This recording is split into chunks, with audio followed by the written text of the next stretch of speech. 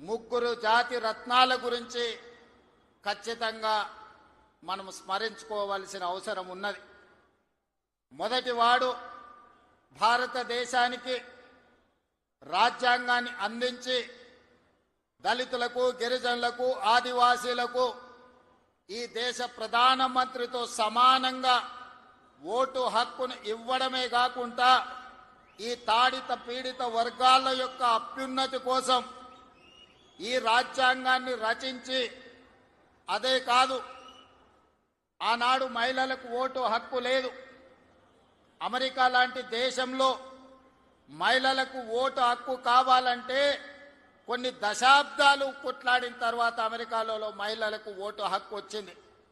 కానీ డాక్టర్ బాబాసాహెబ్ అంబేద్కర్ పురుషులతో సమానంగా మహిళలకు ఓటు హక్కు ఇచ్చి, రాజులకు, చక్రవర్తులకు సమానంగా దళిత వాడల్లో ఉండే పేదలకు ఓటు హక్కు ఇచ్చి, తమను ఎవరు పరిపాలించాలి, ఎవరు శాసనాలు చెయ్యాలి అనంటే పేదవాడే నిర్ణయించుకునే ఓటు హక్కునిచ్చిన డాక్టర్ బాబాసాహెబ్ అంబేద్కర్ను మొదట మనము స్మరించుకోవాల్సిన అవసరం ఉన్నది, గుర్తించవలసిన బాధ్యత మన మీద ఉన్నది.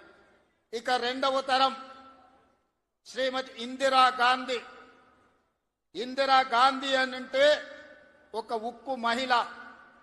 ఈ మహిళా స్ఫూర్తి ప్రపంచ దేశాల ముందు ఈ దేశాన్ని తలెత్తుకొని నిలబెట్టే విధంగా ఒకనాడు రాచరికాలు, రాజభరణాలు, జమీందారులు, జాగీర్దారులు, భూస్వాముల చేతుల్లో లక్షలాది కోట్లాది ఎకరాల భూములు ఉన్నప్పుడు అధికారం వాళ్ళ చేతుల్లోనే ఆయుధమై పేదలను హింసిస్తున్నప్పుడు ఈ దేశ ప్రధానమంత్రిగా బాధ్యత చేపట్టిన శ్రీమతి ఇందిరాగాంధీ గారు రాజభరణాలను రద్దు చేయడమే కాదు, భూస్వాముల దగ్గర, జమీందారుల దగ్గర ఉన్న కోట్లాది ఎకరాల భూములను ఆనాడు ఈ ప్రాంతంలో నిరంకుశ నిజాం సర్కార్కు వ్యతిరేకంగా సాయుధ రైతాంగ పోరాటం చేసి భూమి కోసం, భుక్తి కోసం, విముక్తి కోసం యుద్ధమే చేసిన పేదల కోసం భూ సంస్కరణలు తీసుకొచ్చి భూమి రాజుల దగ్గర ఉన్న,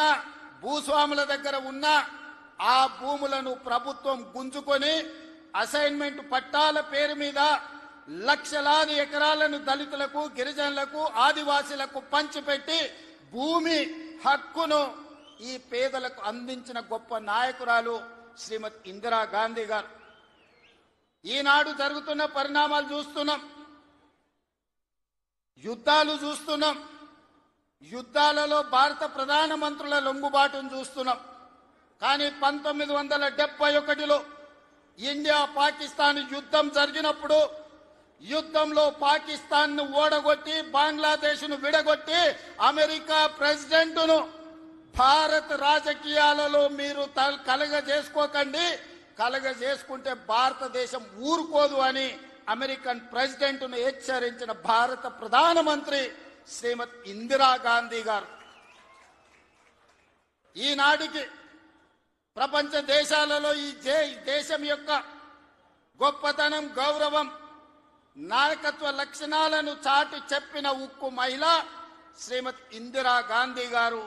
వారిని స్మరించుకోవాల్సిన అవసరం ఈ దేశంలో రాజకీయాలలో ఉండే ప్రతి ఒక్కరికి, ఈ యువతరానికి అవసరం ఉన్నది. ఇక మూడో తరం, ఆ తరం గురించి నేను చెప్పాల్సిన అవసరం లేదు. మూడు పదాలు, ఎన్టీఆర్. ఈ 3 అక్షరాలు నీతి, నిజాయితీ, నిబద్ధత, ఉక్కు సంకల్పం కలిగిన నాయకుడు ఎవరైనా ఉన్నారు ఈ దేశంలో అంటే తెలుగు జాతి గర్వించదగ్గ బిడ్డ ఎన్టీఆర్. డాక్టర్ బాబాసాహెబ్ అంబేద్కర్, శ్రీమతి ఇందిరాగాంధీ, అన్న ఎన్టీఆర్ ఈ భారతదేశ జాతి రత్నాలు. ఈ జాతి రత్నాలు ఈ దేశం ఉన్నంతకాలం, మానవుల మనుగడ ఉన్నంతకాలం వారి కీర్తి ప్రతిష్టలు, వారి నిర్ణయాలను మనం స్మరించుకోవాల్సిన బాధ్యత ఈరోజు మన అందరి మీద ఉన్నది. మిత్రులారా, ఈనాడు ఈ కార్యక్రమం తీసుకుంటున్నప్పుడు చాలా మంది చాలా రకాలుగా మాట్లాడుతున్నారు.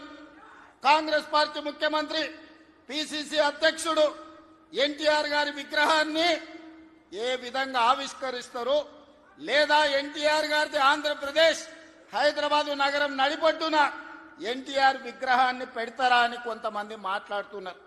ఈ రోజు నేను స్పష్టంగా ఒక మాట చెప్పదలుచుకున్నా. కులాలకు, మతాలకు, ప్రాంతాలకు, భాషలకు అతీతంగా ఈ దేశం గర్వించదగ్గ నాయకుడు ఎన్టీఆర్. ఆ ఎన్టీఆర్ స్ఫూర్తి హైదరాబాదు నగరం నడిపొట్టున వారి స్ఫూర్తితో పరిపాలన అందిస్తున్న మా ప్రభుత్వం అమీర్పేట్ చౌరస్తాలో మైత్రి వనంలో ఈ దారిలో వెళ్లే ప్రతి వాడికి ఒక స్ఫూర్తిని నింపడానికే ఈ రోజు వారి విగ్రహాన్ని ఇక్కడ మేము ఆవిష్కరించుకున్నాం. ఇది విగ్రహం కాదు, ఇది ఒక స్ఫూర్తి, ఇది ఒక గొప్ప అనుభూతి. ఒక ముఖ్యమంత్రిగా ఎన్టీఆర్ విగ్రహాన్ని ఆవిష్కరించడం అంటే నాకు జీవిత కాలం గుర్తుండిపోయే ఒక మధుర సంఘటన. ఎవరు ఏమనుకున్నా, ఎవరు ఎలాంటి విమర్శలు చేసినా నేను జడవదలుచుకోలేదు. నేను చెప్పదలుచుకున్నా, ఆనాడు శ్రీమతి ఇందిరాగాంధీ గారు ఈ తెలంగాణ ప్రాంతం నుంచి ఒక పివి నరసింహారావు గారిని, ఒక మర్రి చెన్నారెడ్డి గారిని, ఒక పి శివశంకర్ గారిని, ఒక వెంకటస్వామి లాంటి నాయకులను అందిస్తే ఈ తెలంగాణ ప్రాంతానికి అన్న ఎన్టీ రామారావు గారు ఓ మండవ, ఓ తుమ్మల నాయకత్వాన్ని తెలంగాణకు అందించిండు. ఓ మాధవరెడ్డి, ఓ జానారెడ్డి నాయకత్వాన్ని అందించిండు.